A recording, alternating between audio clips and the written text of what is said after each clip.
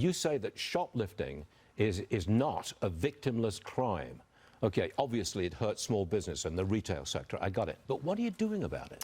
Well, first of all, you hear a lot of data, and there's some data that shows that poverty can produce crime, but there's also an enormous amount of data that shows crime produces poverty.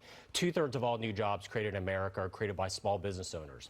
Small business owners don't locate in high crime areas, and what we've seen is so much of this entrepreneurial class that are in retail, they've seen these organized retail crime heists that are going in, and then you have these left-wing special interest prosecutors that are getting elected that are deciding we're going to legalize theft. And so I'm the national chairman of the Protecting Americans Action Fund. Our goal is to stand up against these left-wing social justice prosecutors, push back. We're involved in about a dozen races last year. We're going to be involved in a lot of races going forward. But you've seen how these left-wing prosecutors change these cities and these localities. So you want to make the consequences.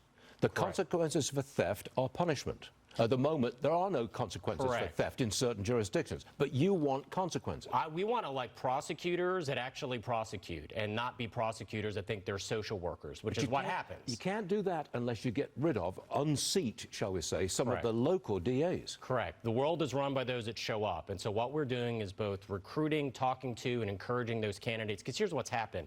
You have a race where the DA race, maybe between the two candidates will spend $100 grand, $200 grand.